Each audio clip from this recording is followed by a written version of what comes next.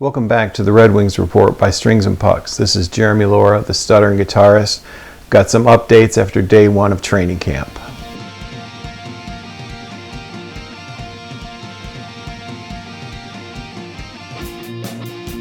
After going through the interviews with Dylan Larkin, Lucas Raymond, and Coach McClellan, and I'll put the links to those in the description, a few things were brought to light that I think are pretty interesting. First, James Van Riemsdyk, not at camp.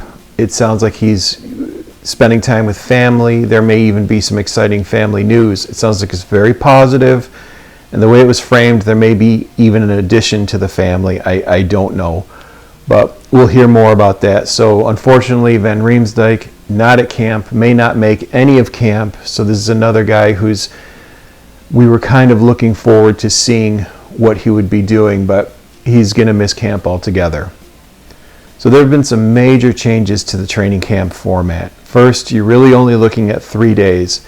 Even back as far as recently, as 2010 when I'd gone, it was nearly a full week, plus the week before was all prospects. Now the prospects really only had the 2 games in Texas, and you're just looking at the 3 days total. So much less work. Way fewer drills. It sounds like they got on the ice, they did a few things, and then went right to scrimmages. That's a massive change again. Because back in the days with Babcock and then with Blashill, it was all drills for 3 days of camp. Just on the ice, working. They've gotten away from that, and they're so much more focused on getting in game shape. Very curious to see how that translates to a quick start to the season. Quick start is absolutely necessary because, as I said in the last video, this team out the gate plays almost nothing but teams that made the postseason last year. A lot of divisional games where those 4-point games you're talking about. So the team needs to get off to a start. This change may do it.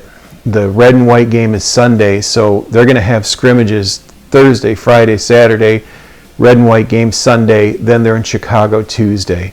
So this is clearly addressing a fast start. There's going to be so much less of the preseason starting next year, where they're limiting veterans to 3, maybe 4 games in the preseason. So those big changes, I'm curious to see how they pan out, but it sounds like it was positive. Now I want to go off of some of the comments that were made. First, there was an acknowledgement that having Todd McClellan from the start is a huge positive for the team. That's going to get them off on the right start. Todd's had all summer to plan.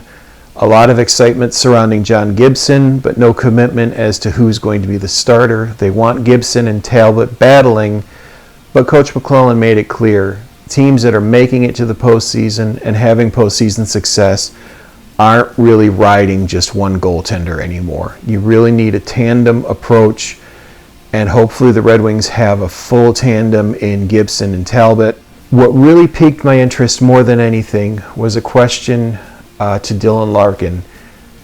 It was Dylan Larkin's line, and we'll talk about that in just a second, was facing off against Marco Kasper with DeBrincat and Kane, and he was asked, how does Kasper look?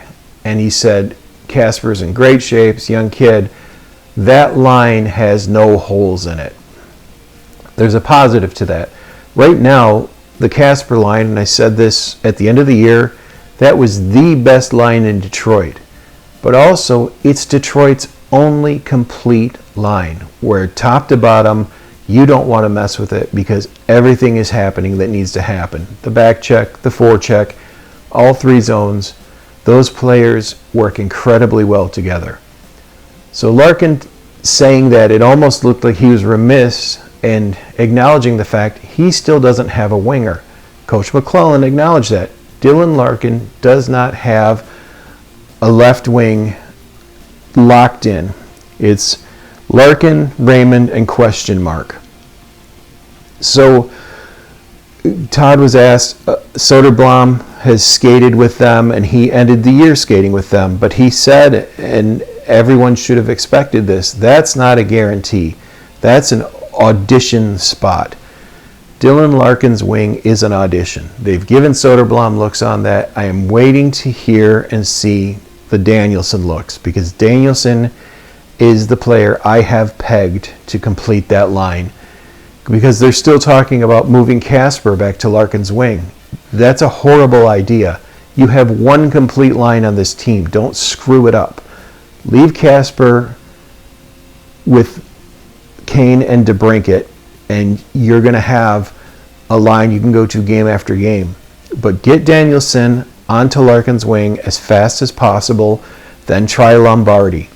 Those two, in my mind, have the greatest opportunity to replicate what Casper did last year, but this time there's not an opening on the second line center, so they could stay there and be a fixture. But after day one in camp, Larkin still has no winger. The Casper line is the most complete line in the organization. Sad that Van Riemsdyk's not there. It sounds like things are going really well for him personally, but he's missing camp. Edvinson's missing camp. So there's already two players that are going to have to play some catch up. But the red and white game Sunday is going to be so much more of a big deal than in the past seasons. So let me know what you think. Is it a big problem that Larkin still has no winger? When he was making that remark, is part of that just an acknowledgement that the organization's kind of let down their captain? But the positive of it, Marco Kasper's come in, and we have the best line Detroit's had in I don't know how long. That line should not be touched. Just, as long as everyone's healthy, leave that line alone. So we'll see who ends up on Larkin's wing. Let me know who you think it'll be, and day 2 will be here soon. Talk to you soon.